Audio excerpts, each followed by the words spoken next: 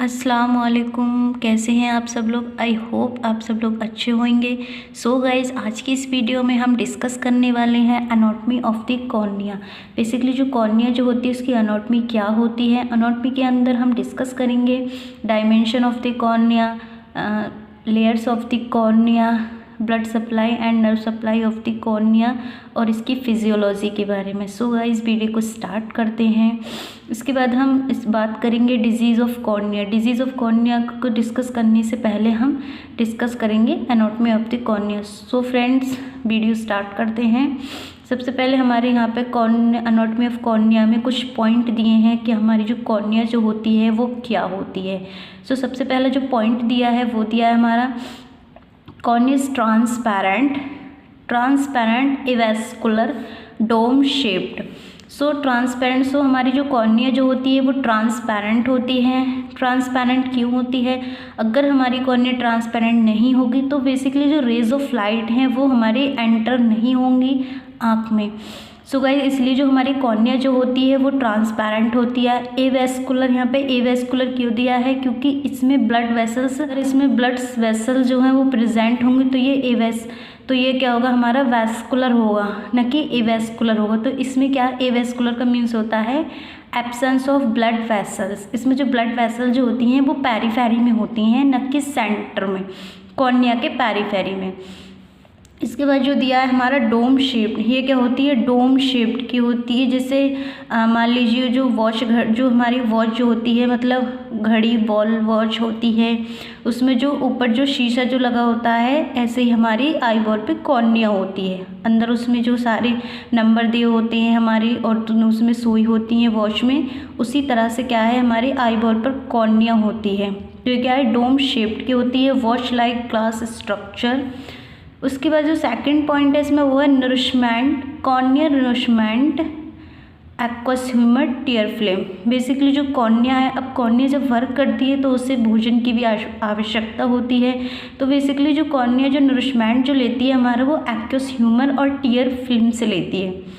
उसके बाद जो थर्ड पॉइंट जो दिया है वो है anterior 1/2 part of the outer fibrous coat of eye ball.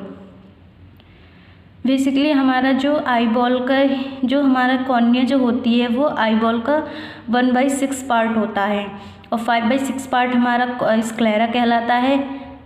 जो आँख में जो 5/6 पार्ट जो होता है हमारा वो स्क्लेरा होता है, 1/2 पार्ट जो होता है हमारा वो कॉर्निया होता है। उसके बाद हम डिस्कस करेंगे। उसके बाद हमारा दिया हुआ है डायमेंशन। बेसिकली जो कॉर्निया का जो डायमेंशन जो होता है वो क्या होता है। ये क्या है, हमारा डोम शेप्ड कॉर्निया हो गई। इसका ये वाला पोर्शन क्या है, ये तो हमारा वर्टिकल है, ये हॉरिजेंटल है। बेसिकली जो इसका जो वर्टिकल जो डायमीटर जो होता है वो 11 mm होता है, हॉरिजेंटल डायमीटर जो होता है वो 11.75 mm होता है। उसके बाद हम देखेंगे थिकनेस। बेसिकली जो कॉर्निया की जो थिकनेस जो होती है वो कितनी होती है। सेंटर में जो इसकी थिकनेस जो होती है वो होती है 0.52 mm। पेरीफेरी में जो इसकी थिकनेस होती है वो होती है 0.67 mm।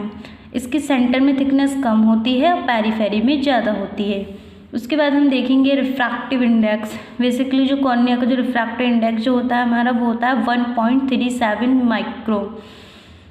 Refractive power of cornea, उसके बाद हम बात करते हैं कॉर्निया की जो रिफ्रैक्टिव पावर जो होती है। एक चीज़ और बताऊं, हमारा कॉर्निया जो सबसे ज़्यादा रिफ्रैक्टिव पावर होती है वो कॉर्निया की होती है, लेंस की बेसिकली +17 डायप्टर होती है, और कॉर्निया की हमारी 43 डायप्टर होती है। ऐसे टोटल जो हमारी रिफ्रैक्टिव पावर जो होती है आई बॉल की वो +60 डायप्टर हो जाती है। अब यहाँ पे इन्होंने दिया है एंटीरियर सरफेस, मतलब जो रिफ्रैक्टिव पावर है कॉर्निया की वो एंटीरियर सरफेस में +48 डायप्टर है, पोस्टीरियर सरफेस में -5 डायप्टर है। अब अगर हम इसका अलजेब्रिकल सम करते हैं तो हमारा प्लस माइनस अगर हम इसको 48 में से 5 माइनस करेंगे तो हमारा यहाँ पे 40 + 43 डायप्टर बचेगा। तो ये हमारा टोटल यहाँ पे आ गया +43 डायप्टर। उसके बाद हम बात करते हैं लेयर्स ऑफ कॉर्निया। बेसिकली जो हमारी कॉर्निया की जो लेयर्स जो होती हैं वो 6 लेयर होती हैं। फर्स्ट लेयर हमारी यहाँ पे दी है एपिथेलियम लेयर। एपिथेलियम लेयर क्या हमारी आउटर लेयर होती है कॉर्निया की। एंटीरियर से हम देखते हैं तो आउटर लेयर है एपिथेलियम कॉर्निया की। इसमें दिया हुआ first point, it is a first layer of cornea. Second point है it is superficial layer. First layer क्या हो या फिर सुपरफिशियल मतलब सबसे पहली लेयर जो होती है, इसकी जो थिकनेस जो होती है वो 50 से 90 माइक्रोमीटर होती है। इसका जो टर्नओवर टाइम है रीजनरेट का वो है 5 से 6 डेज। उसके बाद हमारा जो सेकंड लेयर जो दी है वो है हमारी वोमेन्स लेयर। बेसिकली जो वोमेन्स लेयर जो होती है वो हमारी कॉर्निया की सेकंड लेयर है। इसमें दिया है it is second layer of cornea, it contain collagen fibres thickness. Basically इसमें क्या होता है, ये हमारी सेकंड लेयर है कॉर्निया की, इसमें हमारे कोलेजन फाइबर्स होते हैं। इसकी जो थिकनेस जो होती है मतलब वो हमारी 8 से 14 माइक्रोमीटर होती है।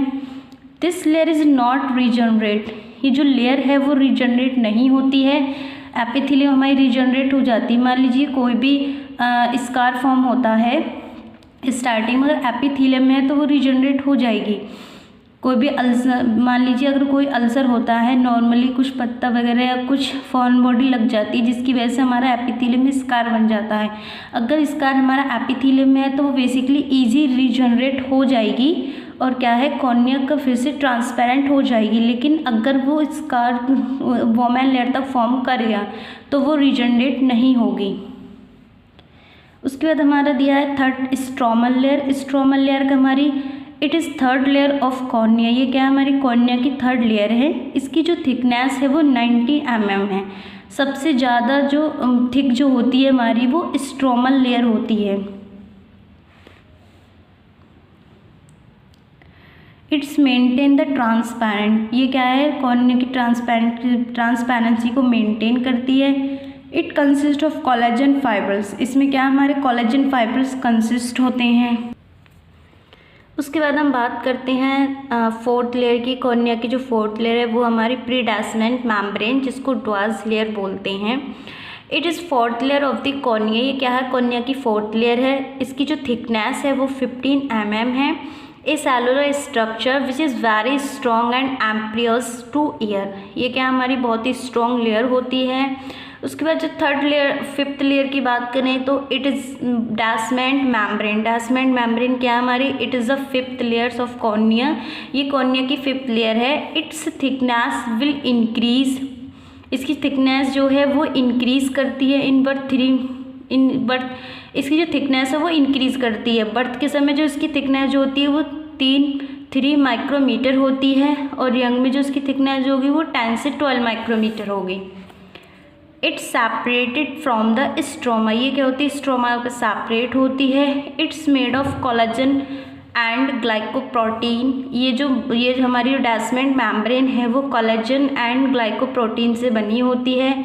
It's regenerated. ये क्या होती है हमारी रीजनरेट हो जाती है। एक चीज़ और यहाँ पे बताऊँ गाइस, इस सबसे ज़्यादा जो क्वेश्चन पूछे जाते हैं वाइवा में कॉर्निया से रिलेटेड, वो यही पूछे जाते हैं कि कौन सी लेयर है जो हमारी रीजनरेट होती है, कौन सी लेयर हमारी रीजनरेट नहीं होती है। So guys it is very very important question.